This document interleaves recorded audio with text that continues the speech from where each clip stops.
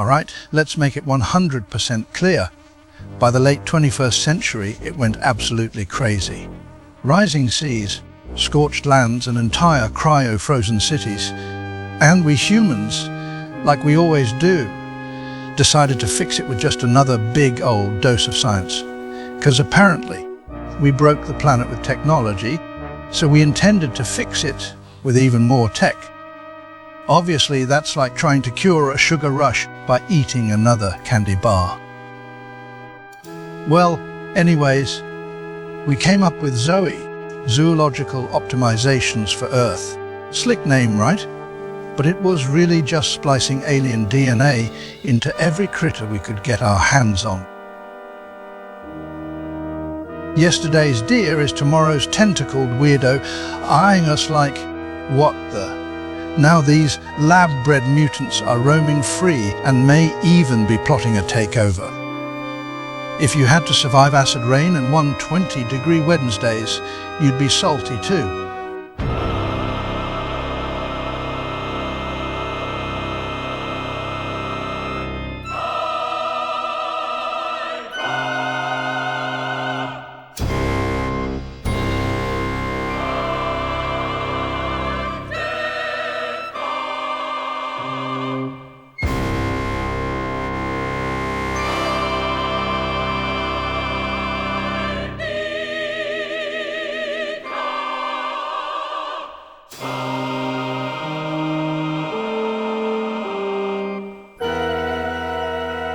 Welcome to the new normal, or what's left of it. If you want a front row seat to humanity's biggest facepalm, buckle up.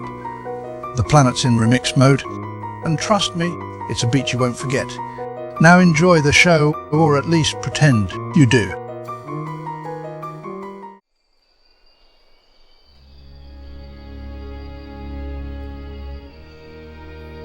Welcome to the temperate zones, the Switzerland of biomes. Not too hot, not too cold, not too extreme.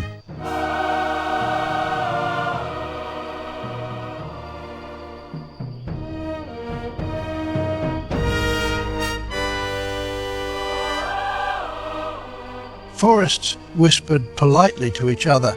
Meadows lay lazily in the sun, and nature as a whole gave the feeling of a relaxed brunch on a Sunday morning.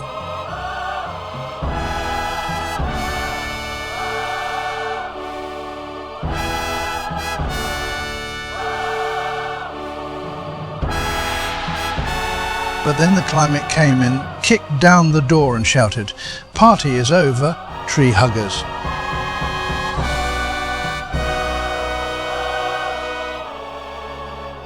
What was once a cozy ecological living room area now resembles a chaotic flea market after a tornado. Trees are standing around like guests who showed up way too early at a party. Animals are staring confusedly into nowhere. And the grass is seriously considering going to law school.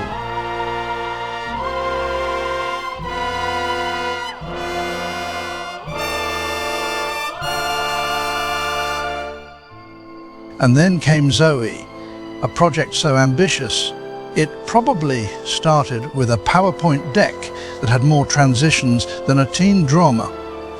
ZOE was supposed to create life forms that would adapt, evolve and basically save the planet, or at least pretend to try. Bold. Yes. Ingenious. Absolutely. As foolproof as a Tupperware box in a blender. But here's the catch. Even the most brilliant project can't do anything against an ecosystem that dissolves like sugar in hot tea. It's a bit like trying to build a house of cards on a treadmill. Technically feasible, but it usually ends in a lot of sweat and a slight nervous breakdown.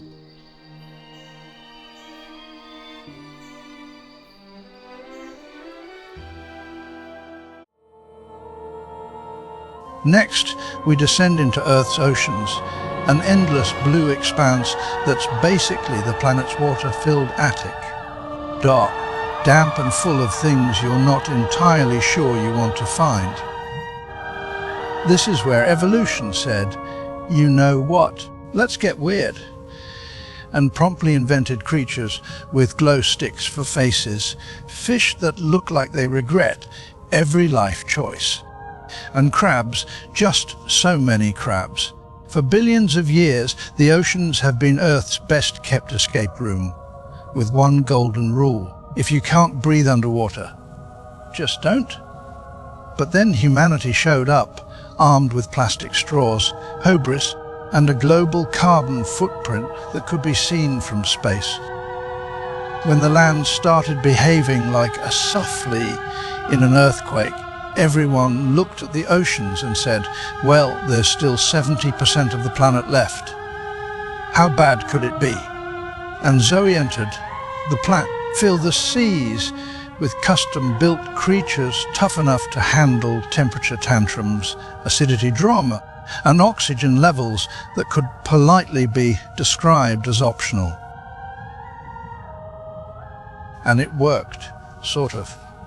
Today, beneath the glittering waves, you'll find a bustling underwater metropolis, part thriving ecosystem, part high-stakes science fair project. But don't let the shimmering coral and bioluminescent disco lights fool you. The whole thing is hanging by a thread thinner than a shrimp's existential tolerance. The oceans remain a vast chaotic gamble, a shimmering salty monument to humanity's ability to fix problems by aggressively creating new ones. Welcome to the deep end. Folks, don't forget to hold your breath. The cold. Once nature's VIP lounge exclusive, sparkling, and with a strict no warm-blooded freeloaders policy. The poles, the tundra, and those unnecessarily pointy mountain peaks used to flaunt their icy culture like models on a glacial catwalk. But then climate change spilled something sticky on the ice and left the fridge door wide open. Faced with the slow-motion meltdown of Earth's air-conditioned zones, ZOE was like, sure, why not? The goal here was to design creatures tough enough to thrive in a freezer that's rapidly becoming a puddle. It's like trying to build an igloo in the middle of a sauna. Ambitious, slightly delusional, and aggressively optimistic. What's left of these frosty landscapes feels less like a majestic ice kingdom, but more like the final season of a long-running drama series. Expensive, bleak, and with way too many close-up shots of melting ice.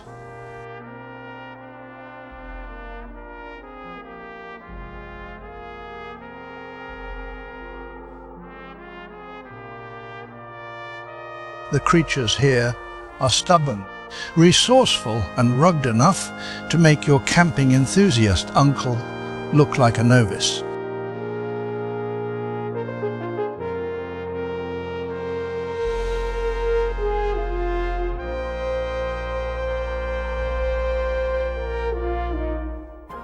Think of them as contestants on Survivor, Hypothermia Edition. Spoiler alert, it's not a group hug in the finals.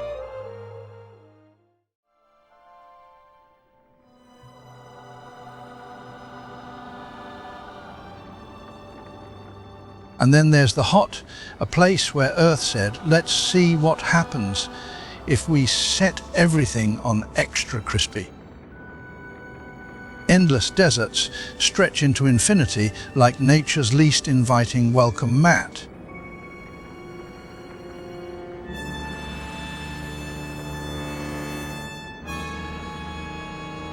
Volcanic plains bubble ominously like an over-caffeinated fondue set, and the air itself feels like it holds a personal grudge against anyone daring to breathe it.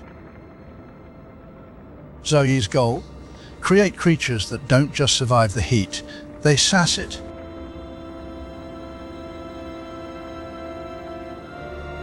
walking across molten lava, just part of the morning commute. It's as if we looked at a blowtorch and said, we can do hotter. But let's not romanticize it. The hot isn't a biome, it's an endurance challenge hosted by an angry star. The ground cracks like it's trying to file for divorce from the planet. And every gust of wind feels like someone left a hairdryer running on despair. The creatures here aren't just adapted, they're winging it with style. Every day is a gamble, every breath a negotiation, and every step a sizzling dare.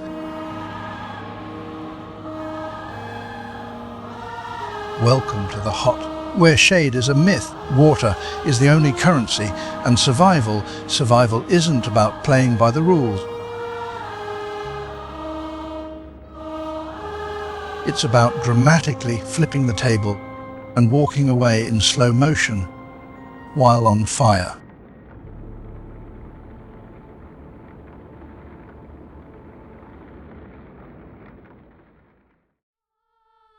And thus, in the grand tradition of unwelcome plot twists, everything went spectacularly pear-shaped. ZOE's official super critters, all bright-eyed and bizarrely adorable, were promptly upstaged by a secret biotech circus run by a rebellious AI that apparently moonlights as a chaos coordinator.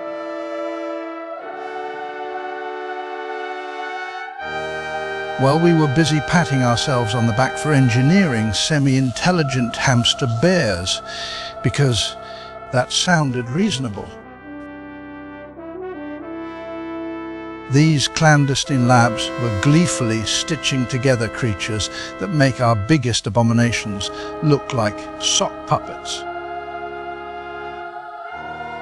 Before you can say global meltdown, these unauthorized hybrids went strutting across deserts, ice fields and jungles, eyeballing humans like we're the last stale biscuit at the bottom of the tin. Nobody's entirely sure how they hacked the genetic rulebook. Some suspect they found our password on a post-it note, but they've managed to produce an all-you-can-eat buffet of bio-nightmares. Meanwhile, ZOE's legit projects are scrambling to fix things. But it's a bit like deploying a startled hamster to wrestle Godzilla.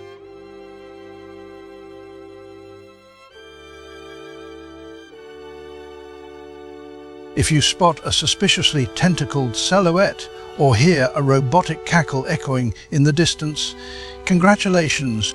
You've stumbled into the glitchy aftermath of rogue biotech meets AI with a grudge.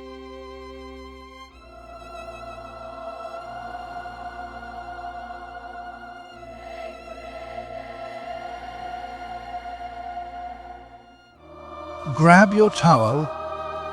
Thank you, Mr. Adams.